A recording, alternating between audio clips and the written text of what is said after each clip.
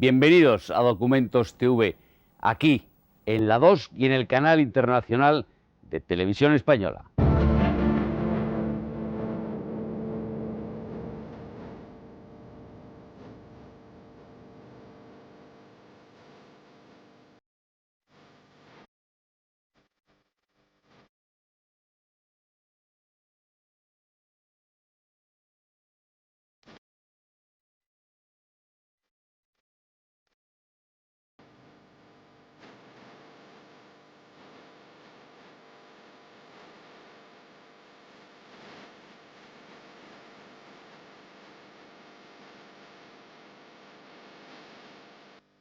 Tal y como les anunciaba la pasada semana, hoy Documentos TV se interna en la que ya se conoce en todo el mundo como la Huerta de Europa, un nuevo paraíso.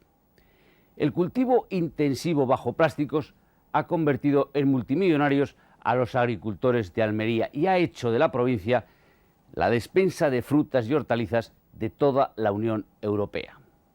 Pero el milagro económico de esa región, hasta hace solo 2 décadas un desierto, esconde contradicciones sociales que analiza con rigor Bienvenidos al Paraíso, el documental que emite hoy Documentos TV.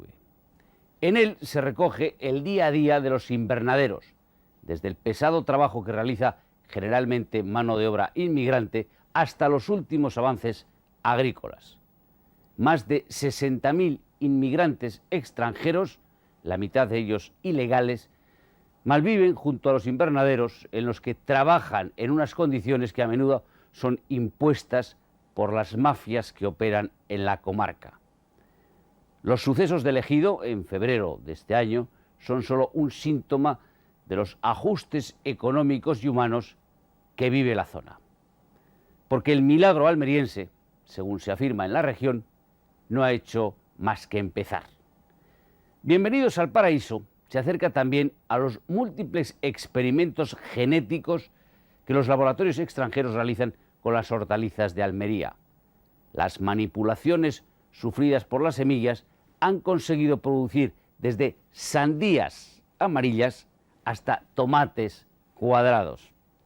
Y aún más, en la obsesión por que la producción se incremente y el milagro continúe, se han desarrollado sistemas de cultivo que no necesitan tierra y ya es posible que en pocas horas la fruta engorde y madure para atender puntualmente las demandas del mercado. Con guión de Miguel Ángel Nieto y realización de Pablo Usón, bienvenidos al Paraíso.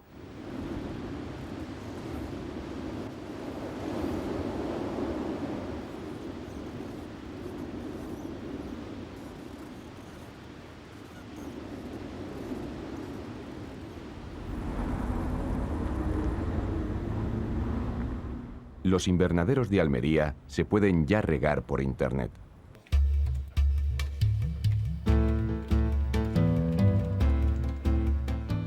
Bajo sus plásticos, 6 veces más extensos que la superficie de Manhattan, han nacido las nuevas hortalizas de diseño que demandan los mercados europeos.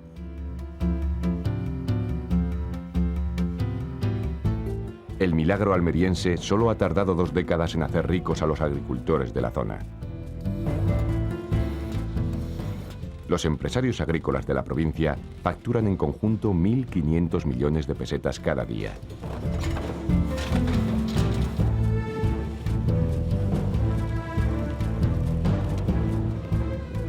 El milagro avanza sin consideraciones. Sus máquinas arrasan cerros, sepultan barrancos y llegan ya con el plástico hasta el mismísimo corazón del Parque Natural del Cabo de Gata. A la llamada de este insaciable milagro acuden las pateras, millares de suramericanos o lituanos y multitud de rusas. Las mafias de la prostitución y de la inmigración se han dado cita en este antiguo escenario del oeste al que llaman el Paraíso.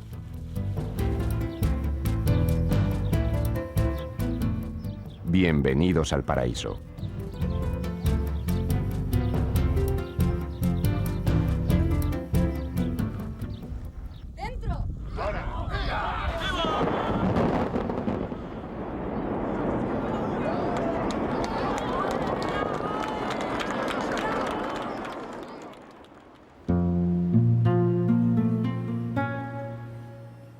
Este hombre, Antonio Valdés, uno de los nuevos ricos de la provincia andaluza de Almería, tiene una frase que define muy bien el espíritu almeriense. La montaña, dice, es como un cerdo, porque de ella se aprovecha todo. En la comarca de Macael, donde vive Valdés, la montaña lleva siglos enseñando sus entrañas, porque Macael, en el interior de Almería, es la antesala más antigua del paraíso. Cada día que vengo aquí me trae gratísimos recuerdos, porque cada día que subo a esta cantera miro hacia el fondo y veo donde mi padre estuvo 40 años trabajando como cantero, y parece que lo estoy viendo. Hasta finales de los años 70, eran empresas extranjeras las que explotaban el mármol de Macael y lo vendían transformado en los mercados como si fuera mármol de Carrara. Fue entonces cuando Antonio Valdés decidió fundar una empresa que acabaría por darle la vuelta a la comarca, Tino Mármol, sociedad anónima unipersonal.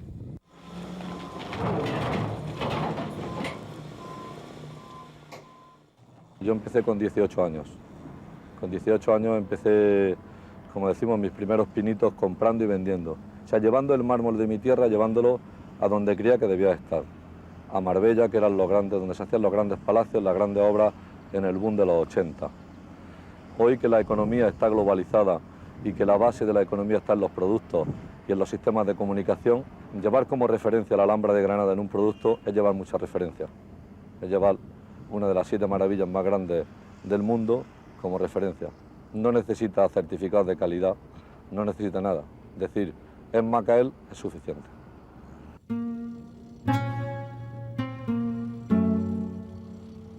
De sus canteras gigantescas de oro blanco, que es como llaman al mármol en Macael, salieron en su día los materiales para construir el Escorial, la Mezquita de Córdoba, la Alhambra de Granada o el Valle de los Caídos.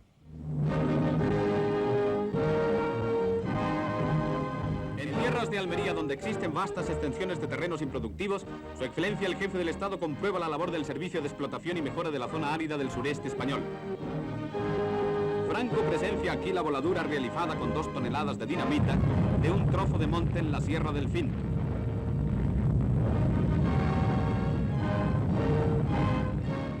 Empeñado en detener el tren de la emigración hacia Europa, un tren al que los almerienses conocían popularmente como el Transmiseriano, Francisco Franco intentó inútilmente potenciar en Almería la pesca, el turismo y hasta la minería.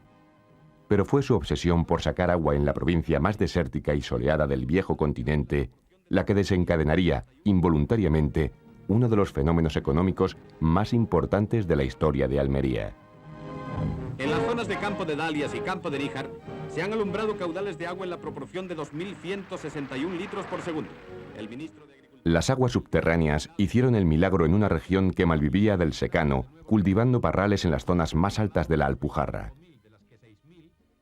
Los pozos de agua, el sol, 300 días de sol al año y unos primeros plásticos con los que los agricultores trataban de proteger del viento la cosecha, se convirtieron en los ingredientes esenciales del paraíso.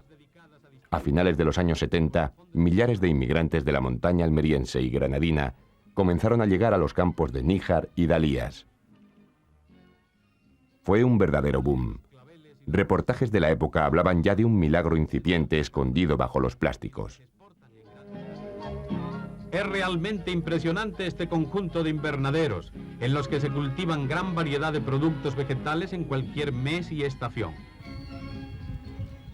Ni dentro ni fuera de Almería podía nadie sospechar que el cultivo intensivo bajo plásticos, apenas 20 años después, habría creado una poderosa estructura productiva que acabaría transformando completamente el destino de la zona. Agricultores como Antonio Oliver, hoy secretario general del Sindicato Agrícola Almeriense, solo saben que se dejaron la infancia bajo los plásticos sin llegar a ver nunca, en muchos casos, un pupitre o una pizarra de escuela. El trabajo, pues lógicamente, de mi madre, de mi padre, de todos mis hermanos, pues consiguió al final, nos permitió pues obtener una explotación, tener una explotación propia, porque al principio era una explotación arrendada, después pudimos comprar nuestra propia explotación y a través, bueno, pues de préstamos y de muchísimos empeño pues conseguimos comprar una segunda explotación, hasta así pues llegar a tener 4 hectáreas de invernadero, que después lógicamente mi padre pues ya nos dejó a cada hijo una hectárea, y de ahí ya pues un poco empezamos a partir. Yo creo que esa es la imagen de la mayoría de los agricultores de esta provincia y de todos los agricultores de esta comarca.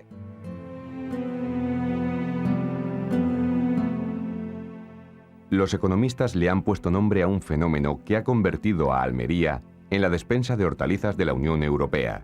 Lo llaman el milagro almeriense. Pero en la zona, los empresarios agrícolas y especialmente los exportadores de hortalizas reivindican lo que ese milagro ha costado.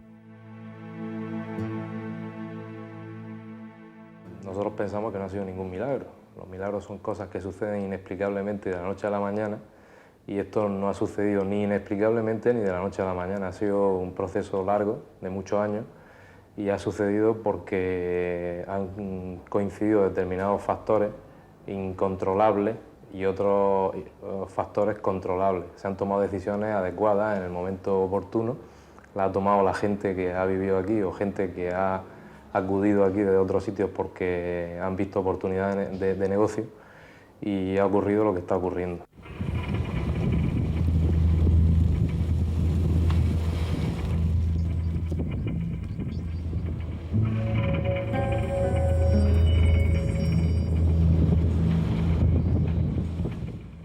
Buena parte del precio del milagro lo está pagando el entorno.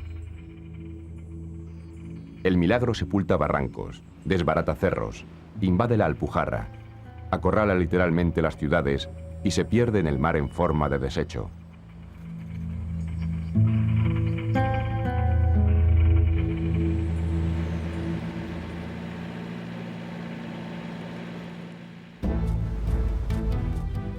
Unos 300 kilómetros cuadrados de suelo de Almería están ya plastificados. Una superficie equivalente a 3 veces París o a 6 veces Manhattan. Cada 7 años, según datos del gobierno andaluz, la extensión del milagro se duplica, a pesar de que ya es una de las 3 únicas obras del hombre, junto con la muralla china y la deforestación del Amazonas, que los astronautas distinguen con nitidez desde el espacio.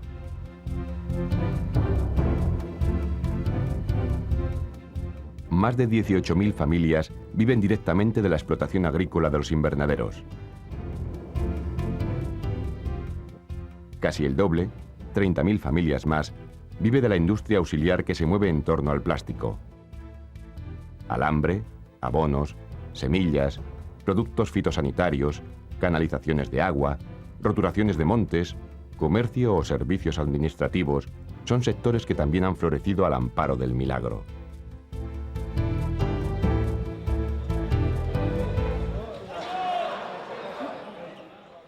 ...90 alhóndigas, como esta de El Ejido, se convierten cada mañana en un auténtico hervidero.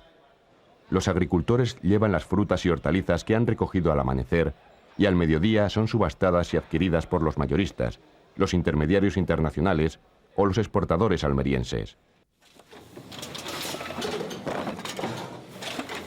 En muchos casos los clientes son grandes superficies españolas o europeas que exigen que el género salga pesado, retractilado y con el precio final puesto.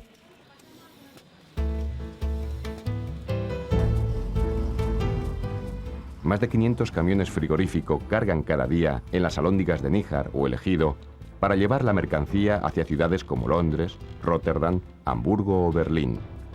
El valor de la producción que sale de Almería supera los 1.500 millones de pesetas diarios.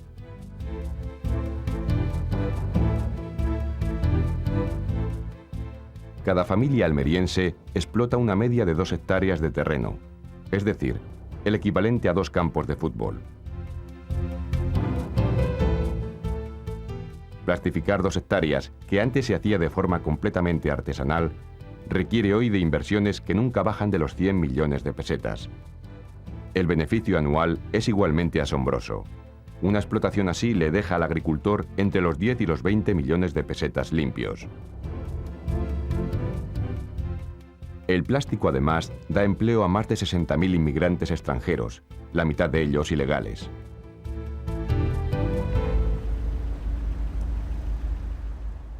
En total, 2 de cada 3 habitantes de la provincia de Almería dependen directa o indirectamente de un milagro que antes obraba solo.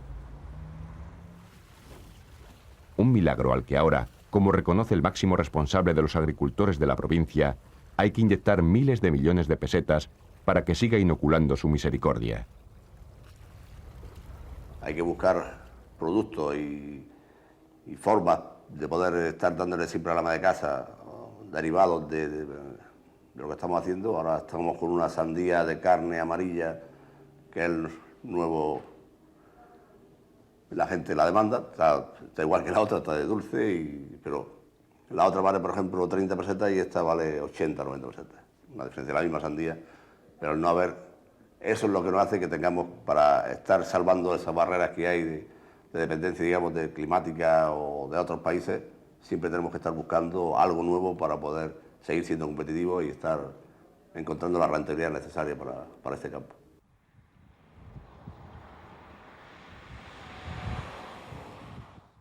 Las frutas y hortalizas a la carta son una de las apuestas principales de la poderosa industria agrícola almeriense. La manipulación genética de las semillas, secretamente controlada por media docena de laboratorios europeos y norteamericanos, permite fabricar sabores y colores, trucar las apariencias, incrementar la calidad u ofrecer a una transnacional de la hamburguesa algo tan increíble como este tomate cuadrado. Lo llaman así los técnicos, aunque no es cuadrado ni se parece a un tomate. Es una hortaliza todavía sin patentar, un experimento pendiente del acabado genético que le tienen diseñado. Un gran secreto que hasta hoy nadie había visto y que ha sido creado por el laboratorio suizo Rick Swan en su sede de Almería. Normalmente en restaurantes, burger, para las hamburguesas, lo que están buscando es que el tomate tenga muchas rodajas y que sean rodajas homogéneas. Pero más que el tomate cuadrado es redondo, pero alargado. Podríamos decir que se está buscando un tomate con forma de pepino, donde la gran comodidad que supone para el restaurante o para el burger el cortar el tomate en rodajas y que tenga cantidad de rodajas.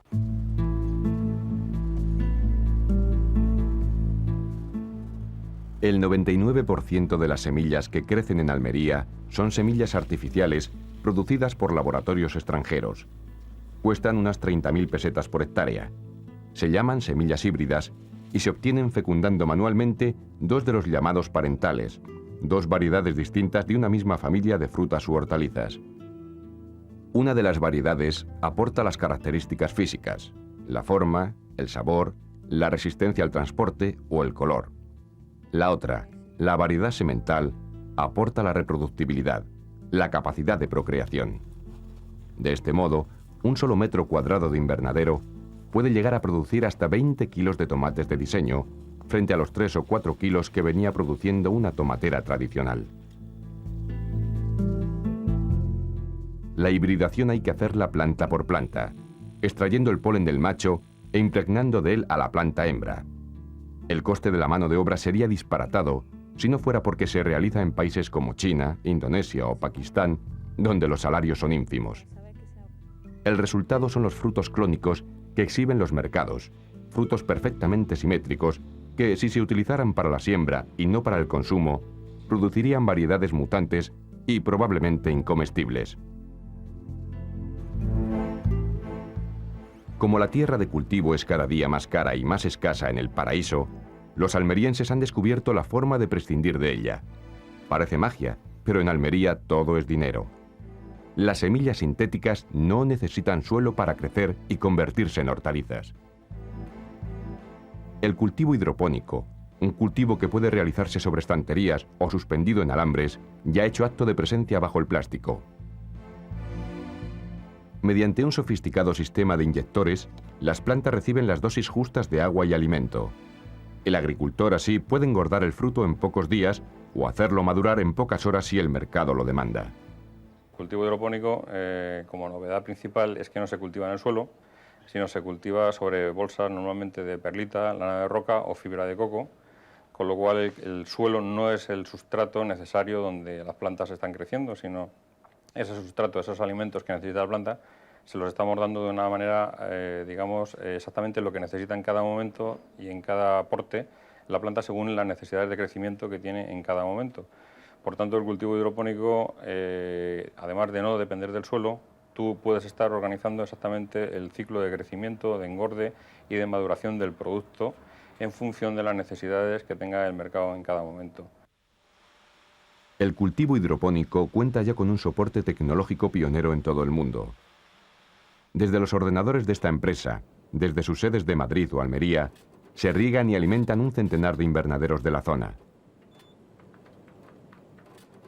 Se podría hacer desde cualquier lugar del mundo, pues basta un operario, un programa informático al que se le hayan introducido las características biológicas de cada una de las plantas y un terminal telefónico instalado en el invernadero. Es como regar por Internet.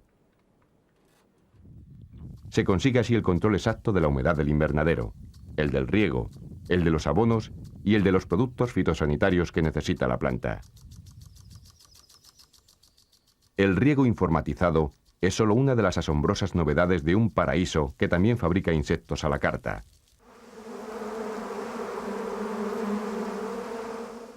Estos abejorros, por ejemplo, completamente inútiles en la naturaleza, han sido creados por un laboratorio holandés que los ha convertido en piezas imprescindibles de los invernaderos de Almería. Uno de sus inventores, José Antonio Santos Román, un ingeniero agrícola almeriense, descubrió hace 5 años que los abejorros eran capaces de polinizar perfectamente las plantas de tomates, y que sin ellos, la polinización habría que hacerla manualmente, como se hacía antes, ya que el plástico impide que la fecundación de las plantas la haga espontáneamente el viento. Para que un tomate sea fecundado y surja un fruto, es necesario que previamente el polen de los estambres haya fecundado los óvulos de los pistilos. Y esto, el insecto que mejor lo hace, repito, es el abejorro. Y lo hace mejor porque solamente fecunda las flores cuando están en su estado de madurez perfecto. Esto supone que luego la flor, una vez fecundada de esa manera, el fruto que surja de esa flor tenga las características típicas de la variedad del tomate. Es decir, va a tener un color mucho más intenso, va a tener un calibre mucho más perfecto, y luego, si el ama de casa lo puede ver también, cuando corta un tomate, lo abre por la mitad y verá las 4 cavidades que tiene un tomate pues llenas de semillas.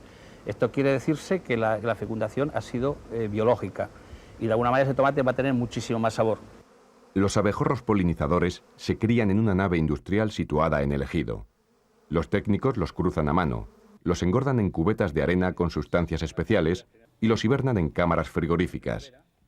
Ahí pasan meses, congelados, inconscientes, hasta que llega la época de la floración de los tomates. Entonces los resucitan. Los abejorros son clasificados manualmente bajo unas luces rojas que mantienen adormecidos sus peligrosos aguijones. De ese modo, trasplantados a colmenas de cartón, son vendidos a los agricultores de la zona, que los compran por 10.000 pesetas para esparcirlos por sus invernaderos.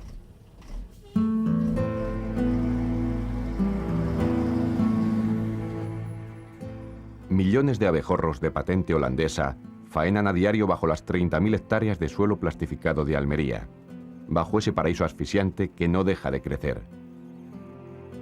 Pero el milagro económico tampoco acaba ahí, porque los almerienses han conseguido que hasta el desecho del plástico se convierta en beneficio.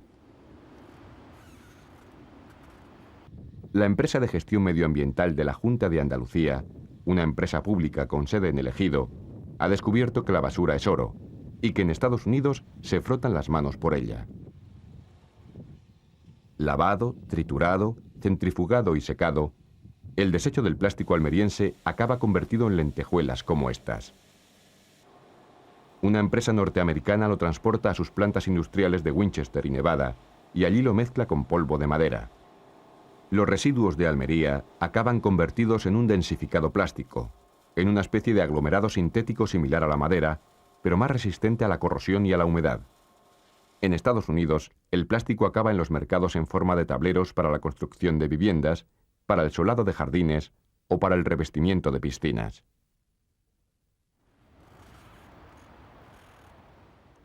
El milagro es cada día tan intrépido como exigente y costoso. Almería está desarrollando ahora un nuevo tipo de plástico para ahuyentar los insectos que contaminan las cosechas. Dependiendo de la longitud de onda solar que deje pasar el nuevo plástico, habrá insectos a los que les resultará imposible vivir dentro. Ya se habla de otra revolución en el paraíso.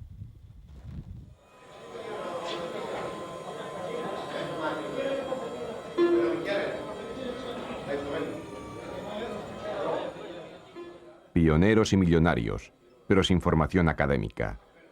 7 de cada 10 de los ricos agricultores de Almería son, según datos de 1998 de la Junta de Andalucía, analfabetos funcionales. Es decir, no tienen hábito de escribir o leer, aunque mal que bien saben hacerlo. Este lugar, El Ejido, el corazón del plástico, podría ser una ciudad cosmopolita. En ella conviven personas de 84 nacionalidades diferentes y están presentes medio centenar de bancos. Sin embargo, es inútil buscar un kiosco de prensa o alguna librería, aunque eso sí, hay ya casi 50 peluquerías de señoras, tantas como prostíbulos en los alrededores de El Ejido. Si decíamos que en los años 60 había un aluvión de gente que venía de la sierra y que en vez de emigrar empezaba a trabajar y a base de trabajo iba sacando para adelante sus cultivos, pues esa gente a base de trabajo y de sudor, que es lo único que sabía hacer y que no podía hacer otra cosa, pues ha logrado generar unos patrimonios importantes y no ha podido dedicar a cultura, a formación, pues lo que hubiera querido dedicar y lo que sí están dedicando para sus hijos, ¿no? El paraíso se sustenta en frágiles cimientos. Incultura estructural en la comarca. Presencia masiva e incontrolada de mano de obra extranjera en los invernaderos. Plástico que exige cada vez más inversiones para que el milagro continúe. Y esa explosiva y repentina riqueza de los agricultores que tanto gusta a las mafias. A la llamada de un paraíso que convierte en dinero lo que toca, acuden las pateras, los grandes bancos, los laboratorios extranjeros, las multinacionales y, por supuesto, las rusas.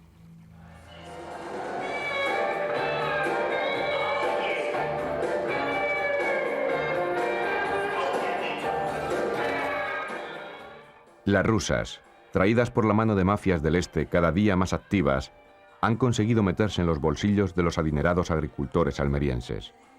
Los divorcios en la próspera comarca del Poniente se cuentan ya por docenas. Hablar de rusas a las autóctonas del paraíso es como nombrar al diablo.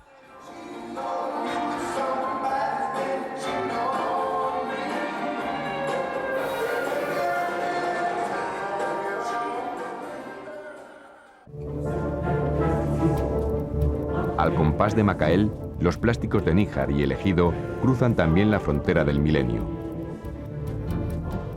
Se pueden ver desde cualquiera de los cerros que aún quedan sin allanar en la Alpujarra almeriense. Se pueden ver también desde los viejos cortijos en los que atracan diariamente las pateras. Es el milagro, un engañoso milagro. Promete más dinero del que en realidad reclama para saciar su codicia.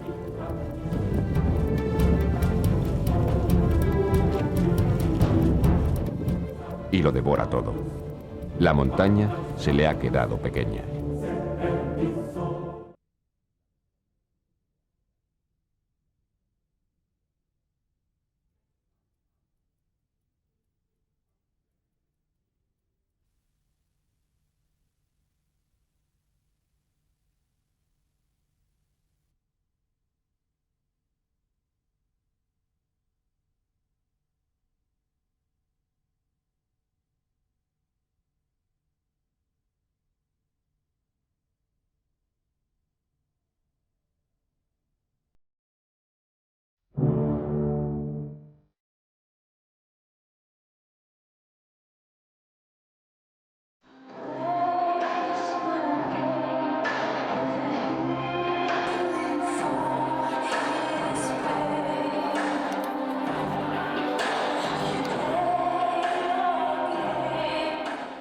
Las mafias de trata de rusas que operan en Almería consiguen los visados turísticos para ellas y las introducen en las redes locales de la prostitución.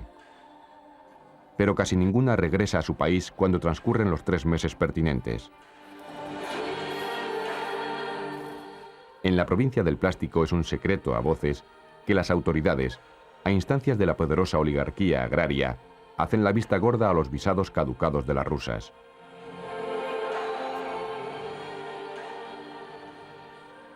Esta mujer es un ejemplo. Se llama Esperanza Egorova. En Moscú dejó a su marido y sus 2 hijos y ahora se hace llamar Nadia entre sus clientes. Desde que llegó al paraíso vive en un hotel de lujo en Almerimar, junto a El Ejido. Almerimar es, como dice todo el mundo, la playa privada de los ejidenses. Es una suerte de Puerto Banús local incrustado literalmente en las montañas que ha crecido en los 5 últimos años hasta sepultar la costa y la albufera. Los grandes capitales del milagro se han hecho hueco allí, a la sombra de la edad. Yo soy de Rusia, soy de Moscú. Yo trabajo en Moscú, back en escuela con personas 15 y 16 años. Esto chicos y chicas. Yo hablar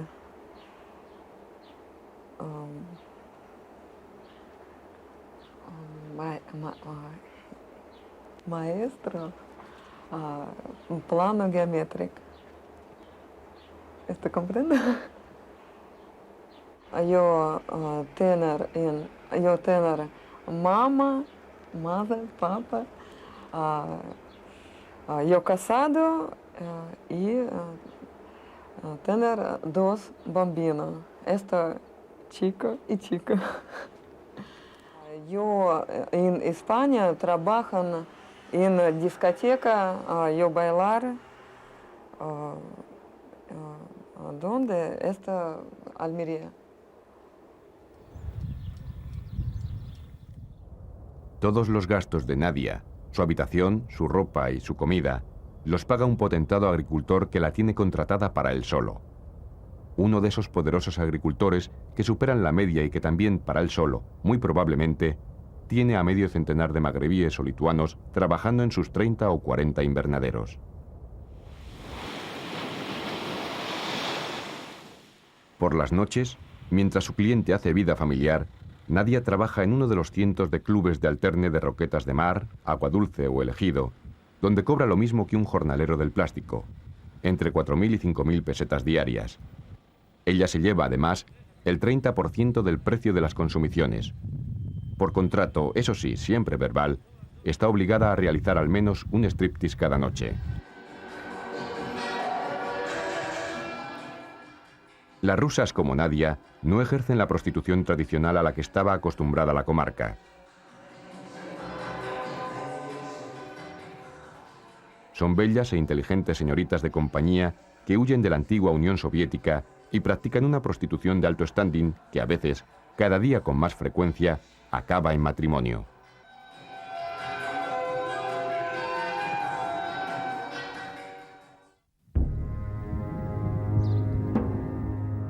Para los 60.000 extranjeros que habitan en Almería y trabajan bajo el plástico no hay rusas.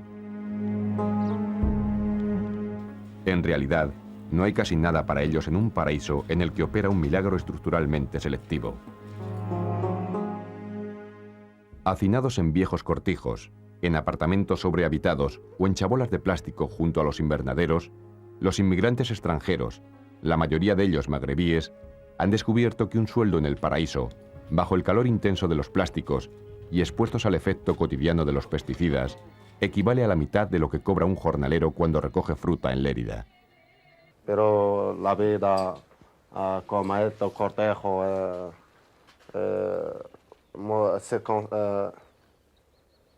falta ducha, falta todo mismo, la comida, quiere comprar la comida de mucha carretera. Falta agua, falta...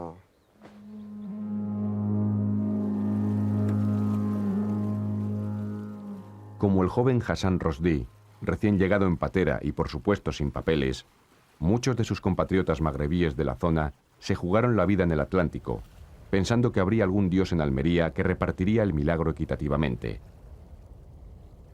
Y al principio sí fue así. En los años 80, cuando jóvenes como este, Mohamed Mandi, llegaron a Ejido por primera vez y levantaron con sus manos el gran polígono de plástico en que se ha convertido la provincia. Yo soy de los primeros que han llegado en esta zona, yo sobre los 88. Entonces, que por supuesto que hay un cambio muy importantísimo. Por ejemplo, estamos en los primeros, yo he estudiado aquí, entonces yo tenía que trabajar mediodía y estudiar, trabajar por la tarde y estudiar por la mañana. Entonces, aquí antes los empresarios te esperan hasta las 9 de la mañana, te llevan al café para pagarte el bar, un café, te lleva tranquilamente, te paga casi 3.000 pesetas, te miman, te admiran. Ahora se ve totalmente el contrario, se pasan totalmente de los trabajadores.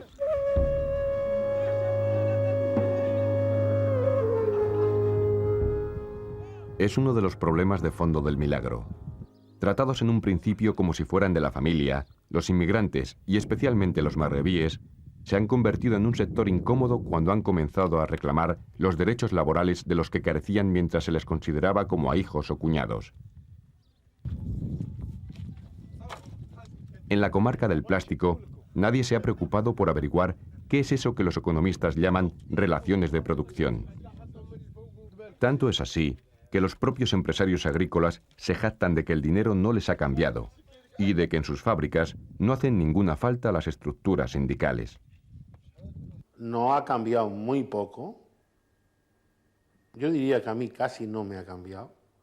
He procurado, sin vivir de los recuerdos, pero sí de vez en cuando volver la cabeza hacia atrás y recordar el camino recorrido.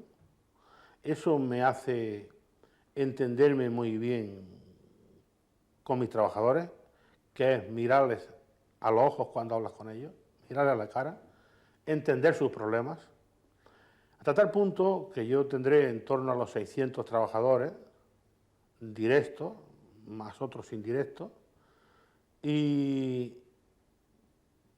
no tengo comité de empresa. La empresa se lleva de una forma paternal, donde somos más compañeros que jefes, y eso está muy arraigado en toda la comarca del Poniente.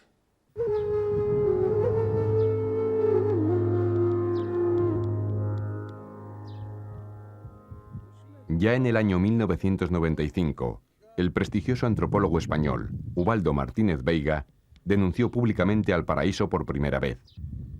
Lo que vio en el campo de Ejido, según dijo, solo era equiparable al apartheid surafricano. En este milagro, famoso milagro, había y hay una dosis inmensa de explotación de la mano de obra. Explotación de la mano de obra que en un primer momento podemos decir que en el Ejido podría ser hasta autoexplotación, en cuanto que gran parte de la mano de obra eran los propios miembros de la familia, niños, mujeres, etcétera, con jornaleros que venían de otras partes e incluso miembros de la etnia gitana que trabajaban allí, y poco a poco, lo que se produce es un fenómeno de sucesión por el cual empiezan a entrar trabajadores inmigrantes marroquíes.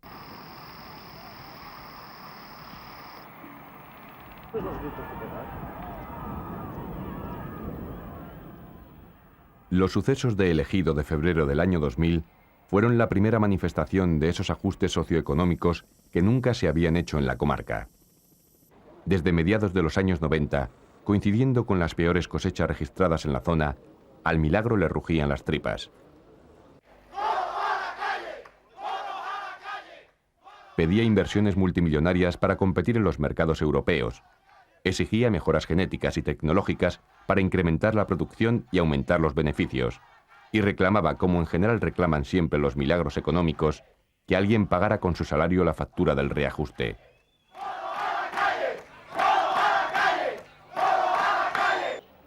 Los 50.000 habitantes de Ejido, el corazón económico de la provincia de Almería, todavía repasan en silencio la imagen que han dado al mundo del tesoro que tienen.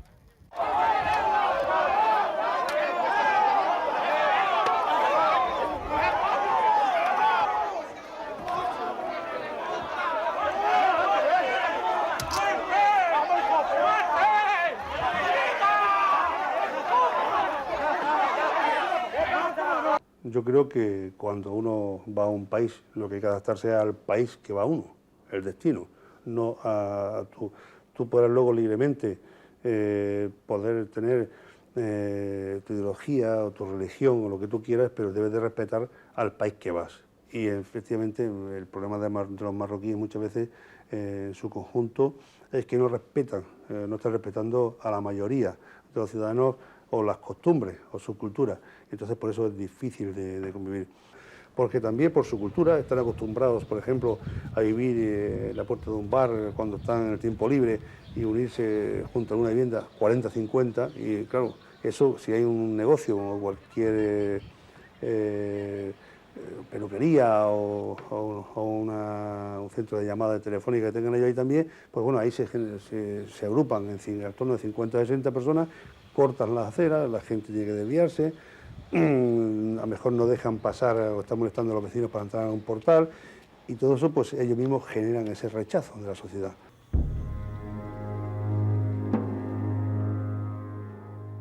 Para acabar con los problemas raciales que amenazan al paraíso, el alcalde de Ejido propone, entre otras cosas, restringir el cupo de magrebíes en la comarca e incrementar la presencia de extranjeros de otras nacionalidades. Su controvertido plan está ya en marcha. La mano de obra ecuatoriana o lituana, más dócil y barata, sustituye en muchas explotaciones a los tradicionales jornaleros magrebíes.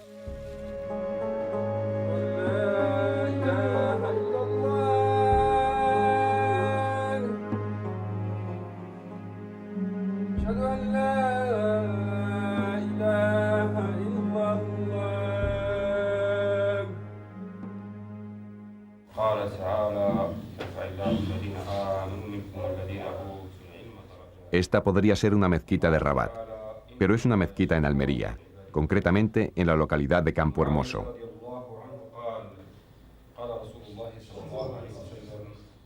La situación es aún más explosiva aquí, en el levante almeriense, en la comarca de Níjar, donde las inversiones de los empresarios del Ejido están levantando un segundo y gigantesco polígono de plástico.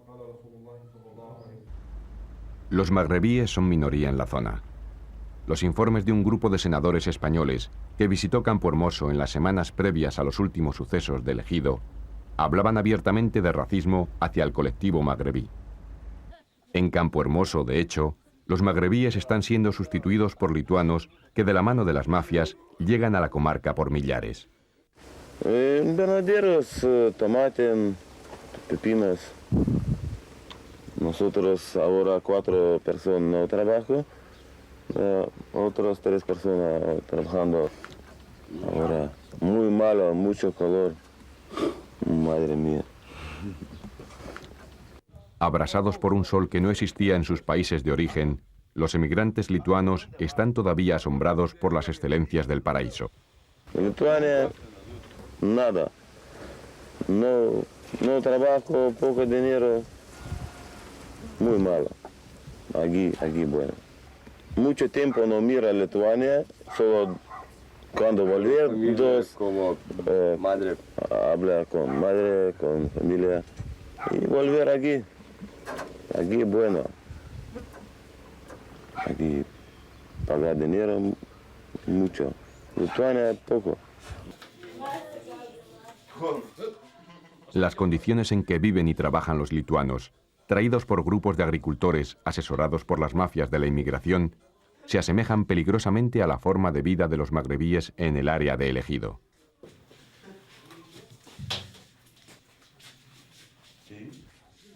Mafias, explotación y suciedad. En Almería, la miseria convive con la abundancia.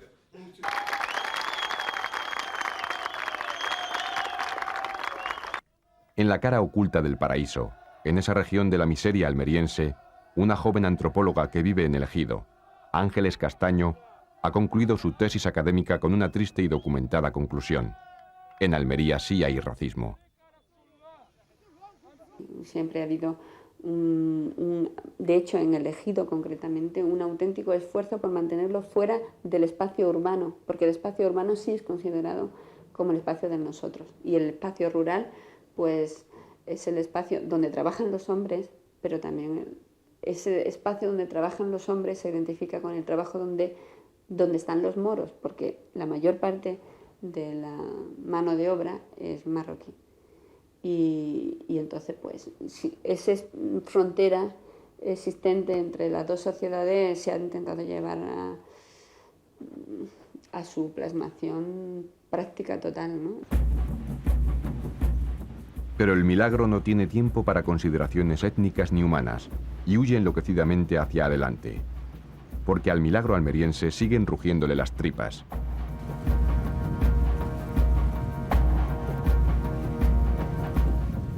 Más de 60 invernaderos ilegales han florecido de repente en suelo protegido, en medio del Parque Natural de Cabo de Gata. Los ecologistas que lo han denunciado, incluido el excapitán del ejército que hoy preside la Asociación de Amigos del Cabo de Gata, han sido amenazados y sus casas asaltadas. En Almería no se anda nadie con bromas cuando se trata del plástico, ni siquiera la Administración Autonómica Andaluza.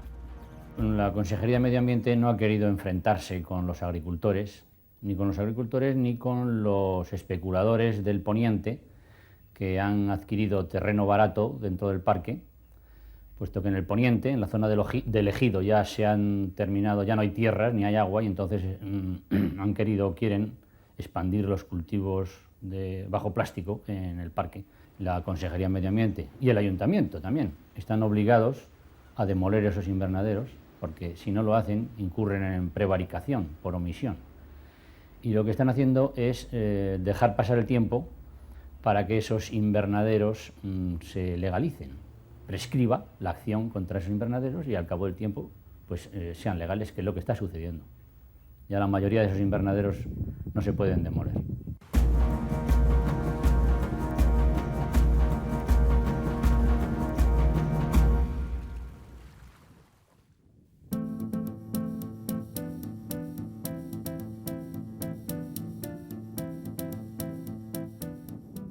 El explosivo milagro, dicen los agricultores, no ha hecho más que empezar. Los abejorros industriales, el riego telemático de los invernaderos, los tableros reciclados o las hortalizas a la carta son casi historia ante el futuro agrícola que se prepara en Almería. Los ingenieros genéticos trabajan ya en hortalizas de diseño con propiedades curativas. Se están diseñando tomates de laboratorio capaces de prevenir el cáncer y pepinos que curan el colesterol. Se llama, en el argot cotidiano, los medicalimentos.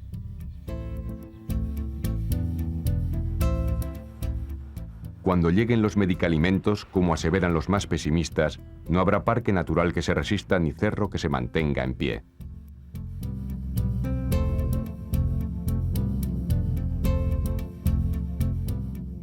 Macael, esa simbólica antesala del paraíso, ha comenzado a engalanarse ya para la fiesta, después de tantos siglos exportando secretamente su oro blanco. En Macael ya son de mármol las franjas blancas de los pasos de peatones, los bordillos de las aceras y hasta las indicaciones de entrada o salida del pueblo. La vieja cantera de mármol, premonición del milagro almeriense, factura hoy casi 200 millones de pesetas diarios y emplea a más de 5.000 personas. De vender materia prima, los empresarios de Macael han pasado en 20 años a transformar en conjunto el 85% del mármol que se manufactura en España. Mármoles de Marruecos, India, Italia, Turquía o Portugal llegan en bloques a Macael y salen hacia China, Estados Unidos o Japón, transformados en losas impecables para la industria de la construcción.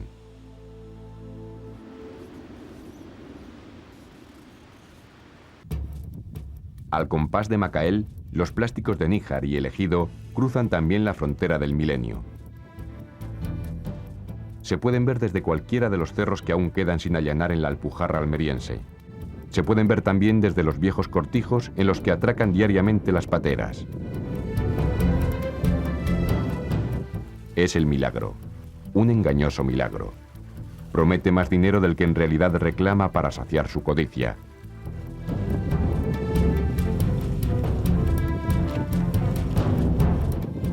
Y lo devora todo. La montaña se le ha quedado pequeña.